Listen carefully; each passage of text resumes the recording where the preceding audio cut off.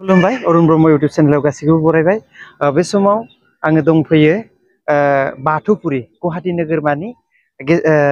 सिङाव थानाय जितु बाथौफुरि बिहुराम बर' गुदि फरायसालि बे बिहुराम बर' गुदि फरायसालिनि थासारिनि सायाव माखासे बाथ्रा मिथिगोन बेयाव मिथिनो गोनाङा बेनोदि आरो बेयाव मोनफैनायनि मेन गुबै जाहोना जाहैबाय बे जितु दिनै बे सानाव जितु बर' कसारी अनसाय गावहायुङारि खुंथायनि फान्डजों बेयाव मोनसे खिखरसालि दिनै बेखेवनाय जादों थारैनो बे बिहुराम बर' गुदि फरायसालिनि जितु थासारि बा बेनि सोमोन्दै जोङो गासैबो बाथ्राखौ मिथिगोन मानोना गुवाहाटी नोगोरमायाव गोबां बेबायदि बर' फरायसालिफोर दङ गुदि फरायसालिनिफ्राय लानाय गोजौ फरायसालिफोरबो दं नाथाय बे समाव बे नोगोरमायाव गोबां बर' फरायसालिफ्रा जोबनो हमबाय जोबस्रांनायनि लामायाव थारैनो बिनि थासारिनि सोमोन्दैनो जोङो मिथिगोन जे बिहुराम बर' गुदि फरायसालिया माबायदि जानानै दङ बिनि सोरगिदिं थासारिफोरखौ माखासे बाथ्राफोरखौ जों मिथिग्रोनो नागिरदों बे गोजौ बिल्डिंआ थानाय बे बिल्डिंआनो जाहैबाय जोंनि सासेल' नायल' जाल' बुंथिगिरि मुस्रि बिस्वजित दैमारि बिथांनि न' आरो बिथांनि न'नि उनावनो नांजाबना थानाय बिहुराम बर' गुदि फरायसालि बे फरायसालिनि फोरोंगिरि गाहाय फोरोंगिरि बिथांजों जों रायज्लायगोन बे समाव गिबियावनो मेडामखौ बरायबाय बे समाव जितु नोंथांनि बे फरायसालिनि आरो बे जायगानि मुंखौ खोन्थाग्रोनो खावलायबाय जोंनि फरायसालिनि मुङा जाबाय बिहुराम बर' गुदि फरायसालि आरो बे जायगानि मुङा जाबाय बाथौफुरि आरो मेडामनि मुङा आंनि मुङा जाबाय शर्मिला ब्रह्म ओरैनो बेसे बोसोरनिफ्राय बेयाव नों आंथ' फोरोंगिरि बेखौ आं गायसनजेननायनिफ्रायनो थादोखौनो बुंजायो आरो बेसे सनाव गायसननाय बेयाव 1998 निफ्राय खिन्थु आङो सफैनाय बेयाव 2000 सफैदों आरो 1998 2000 सफैदोंबा बोसोरनि सिगां आंनि सिगां दंबावोमोन खिन्थु बिनि लोगो लोगो आंबो मोनफैनाय जेला आंखौ बेयाव हाबनो थोननाय नालाय आं बेयाव हाबनायसै आरो गाहाय फोरोंगिरि जानानै बे स्कुला माबायदि अबस्थायाव जितु बेसेसो फरायसाफोर दङ फरायसाफोराथ' रेगुलार क्लास जाबाय थानाय समाव जों दा खमायनानै दा माने 50बो गैद्राया 50नि बाहाय सिङाव दङ आरो 50नि बाहाय सिङाव दङ आरो 50 जन फरायसाफोर बेनि बाहाय सिङाव जाना दङ आरो दा बेयाव बर' मिडियामल' दङ बेयाव बर' मिडियामल' ओरैनो क्लासनिफ्राय आरो 5 क्लाससिम दिनै मोनसे गोनां बाथ्रा बे स्कुला मानो ग्रान्ट जायाखै बेनि मेन प्रब्लेमानो जाबाय हानि प्रब्लेम बेयाव बिदिनो स्कुलनि कमिटिफोर थायो बिथांमोना कमिटियाथ' दङमोन खिन्थु दा गोदान जादो दा बे गोदानखौ दा मोजां खालामथ'नो हायाखै लाइन खिलाफथ'नो हायाखै थेवबो नाजागासिनो दोङो ओमफ्राय बे हानि जेंनानि थाखाय बे स्कुला सरकारि जायाखै ओरैनो बेयाव गोबां जितु बर'नि माहारियारि आफादफोर नोंथांमोना बेनि खामानि मावनो थाखाय खावलायबोदों हाजासे गिबि बर' थुनलाइ आफाद बर' फरायसा आफाद होदों बिथांमोननिफ्राय दिनैसिम मा बिथांमोनाबो हाजासे दा नाजागासिनो दिनैसिम जायाखै नोंथाङा बे समाव मा खावलायगोन बेखायनो आङो दा जिहेतु बिथाङा BKWनि सार जेरै आवगायबोदो बिनि थ्रुयैबो बेनि बाहाय नाजानायनि गेजेरजों जुजिनायनि गेजेरजों जाहाथे देग्लाय बे खेबावनो माने जाफुंसारनो हाथों होननानै आं माने हाजासे मिजिं थिदो आरो ओरैनो बेसे बोसोर जाखो नोंनि जितु बेयाव खाथिनाया आंनि खाथिनायाथ' 20नि सायाव जाबाय 20 बोसोरनिबो बांसिन जितु बे गुवाहाटी नोगोरमानि बर' फिसाफोरखौ बर' बिजों सोलोंथाइ होनाय बिसेयाव खामानि मावो नङा नंगौ ओरैनो न'खर सोलिनायाव माबायदि न'खर सोलिनायाव हाजासे जेंना फैयो न'खराव साबेसे न'खराव सासेल' हौवासा ओमफ्राय ओरैनो हौवा गारजेना मा मावो गारजेनाथ' ओरैनो बिजनेस माने टुक टाक सोलिनो थाखाय ओरैनो थागिबि खाना बिनिनो थागिबि माने गुबुननिफ्राय फैनानै जेनेबा हा दोङो नालाय गुबै न'आ जों बाक्सानि ना बेयाव फैनानै बेयाव फैनाय लोगो लोगो नों बेयाव माबाखौ खामानिखौ मावखानो मोनदों खामानिखौ मावखादों आरो आं ओरैनो बेयाव फैथारनाया बेसे गोबाव जाखो आं फैनाया माने जेनेबा 2000आवनो फैखादो 2000आवनो हाबखादो आरो बेनि सायाव मालिकआ बिनि सिगाङाव दङमोन आरो बेनि सिगाङाव बेयाव दंखायो मालिकआबोथ' माबानिनो बाक्सानिनो बाक्सा मा गामि बाक्सा माने गिरुवा जोंनिया बागानपारा गोलैयो जोबोद दुखुनांथाव बाथ्रा जितु साखाथियावनो बे बुंथिगिरि बिस्वजित दैमारि सारनि नङा होमबा बे बिस्वजित दैमारि सारनिनो न' बिनि खाथियावनो जितु बिहुराम बर' गुदि फरायसालि बिहुराम बर' ओरैनो जोङो बिथांखौ खावलायगोन जासे आसामनि आरो बर'नि गेजेराव गोबाव समनिफ्रायनो हारिनि थाखाय खामानि मावबोबाय थाग्रा बिथां गेदेमा बिस्वजित दैमारि बिथांनि साखाथियाव थानाय फरायसालिया निस्सय बेबायदि जानानै थानाङा बेखौ जों आसा खालामदों आरो नंगौ होनबा जोंनि बर'नि जेसेबां दैदेनगिरिफोर दङ बिथांमोनखौ खावलायो जे गुवाहाटी नोगोरमायाव गोबां खामानि मावनो गोनां दं आरो बर' हारिनि राव थुनलाइ बेफोरखौ रैखाथि खालामनो गोनां दङ बेनिखायनो जोङो बे बाथ्राखौ खावलायबाय आरो बिनि थासारिखौ मिथिबाय दा जितु दिनै बे उनाव नुनाय जोंनि केमेरानि उनाव नुनाय जितु खिखरसालि होनो बे खिखरसालिखौ बे मन्दिरनि मुङाव ना स्कुलनि मुङाव होदों बेखौ बे स्कुलनि मुङावनो स्कुलनि दा मुङावनो माबायदि मोनदों जिहेतु बेसेबांबा समायना बेसेबा नुदों समायनाजों लोगोसे जोबोद माने रायजो राजानि थाखाय आरो फरायसालिनि थाखायल' नङा गासैबो रायजो राजानि थाखायनो जोबोद गोजोनथावनि बाथ्रा आरो मोनसे गोनां माने बिराद मोजां सम्पति होननानै सानना लाजागोन आरो माने जिबायदि बानायदों बेयाव नायनि जों बाजेटफोरखौ स्कुलनि खोथाखौथ' मिथिखाबाय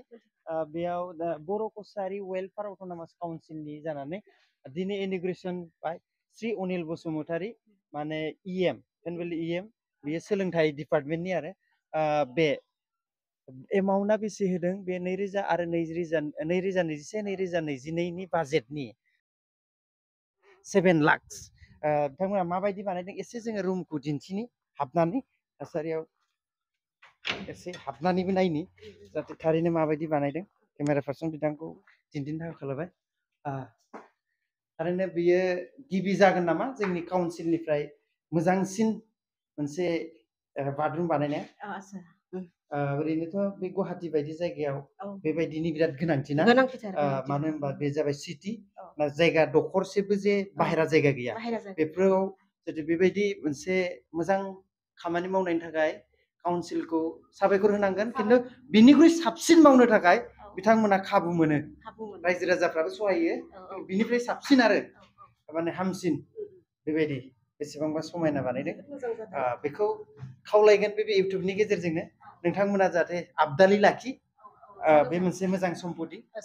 बेखायनो आरो बेयाव मोननै बानायदों ना होमबा हिनजावसा आरो हौवासाफोरनि थाखाय बे हौवासाफोरनि होनदों बेयो ओमफ्राय ओरै हिनजावसाफोरनिखौबो जों दिन्थिनो थांनि बेयाव जोङो हिनजावसाफोरनि बानायदों होनना मिथिदों बेखौबो एसे नायनि आरो जोङो नायनि बे हिनजावसाफोरनि बेयो हिनजावसाफोरनि मोजांखौनो बानायखादों आरो जोबोद मोजां बानायदों जोबोद मोजां बानायदों बिथिंबो बे इयाव हिनजावसाफोरनि गोजा आरो जिहेथु जि नक मोजां बानायदों थारैनो बेखौ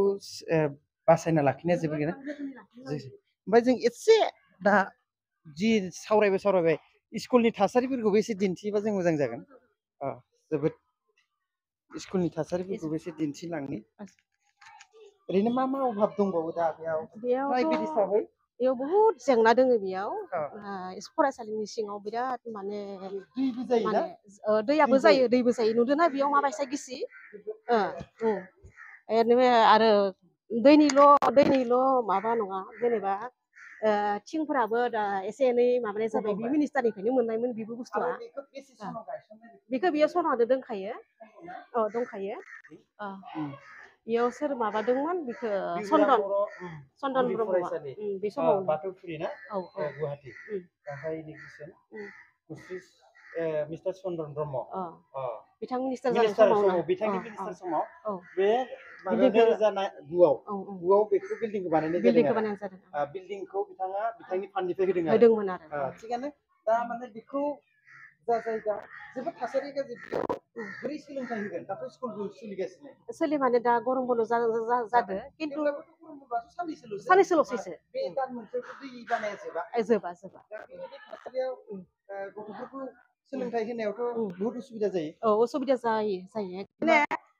मोसौ फैयो एकदम माने वाल साल गैया नालाय एखेबारे माने नै खालामगोन साफा खालामगोन आरो लेथ्रा जागोन आरो आं फारसेनिफ्राय आं बुंनो सेस्था खालामदो स्कुल सिंनिफ्राय नायग्रोनो सिगां फरायसालिनि सिङाव नायग्रो सिगां बेयाव बेनिफ्रायबो मोनदोंमोन जेरै रिफाइनारि अइलनिफ्रायबो मोनदों जोङो मोनदों जोङो बेफोरखौ मोनदोंमोन आरो बैफोर गद्रेजखौ मोनदोंमोन टेबोल चेयार आरो बेफोरखौ खिन्थु गोबावबो जाबाय आरो बुस्थुफोरा माने हामा जालांनो हमबाय गाज्रि जाबाय गाज्रि जालांजोब्बाय बेखौथ' गोबाव जोरनो औ बेसे बोसोरसोनि खोथा बेफोरो बोसोरखौथ' आं बाहायमोन बावनाय बायसा जाबाय जेबो 10 बोसोरसो बारबाय नामा 10 बोसोर बारबाय बारबाय बारबाय बिल्डिं जायैनि सिगांनि बिल्डिं जानायनि उनाव बे जाबाय उनाव बे बिल्डिं बानायनायाथ' 12 बोसोरसो बारलांबाय ओं बारलांबाय जिथामाव फैबाय जायनांगौ बे 10 बोसोरनि बारबाय औ आरो बेफोरो बुस्थुआथ' प्लाइबर्डनि नालाय प्लाइबर्डनि नालाय 10 बोसोर 12 बोसोर औ बे गथ'फोर फरायनाय सानफ्रामबो इउज जानाय बेयावथ' उसुबिदा उसुबिदा जायो बे भिडिअनि गेजेरजों बेखौनो मिथिबाय जे गुवाहाटी नोगोरमानि बे गुदि फरायसालिया गोबाव सम जाबाय जेबो बेबस्था लानाय जायाखै माने थाबैनो जाहाथे बेबस्था लायोबा मेडामा गथ'फोरखौ फोरोंनायाव गोबां हेफाजाब ओरै स्टाफ साबेसे दं फोरोंगिरि सानैल' दंथ'यो सानै दंथ'यो बेबो माने सोलायलांबाय थादों फार्स्टनिफ्रायनो बहुत खाथिनो हायाखै आरो बिना फैसायाव बोरै खाथिनो आं माने ओरैबायसा माने खस्थ' बायसा भाबियाखै ओरैबायदि माने मोजां मोनो माने खस्थ'खौ नों सिन्था खालामाखै गथ'फोरजों सोलोंथाइ होनानै मोजांसो मोनदों आरो बिराद मोजां मोनो आरो आं ओमफ्राय जुदि साख्रिया बा बे फरायसालिया सरकारि जायोबा आरो नोंथांनावथ' बांसिन साबसिन होनो हानाय आं साबसिन माने गोहो फैगोन आरो गोहो फैगोन जेनेबा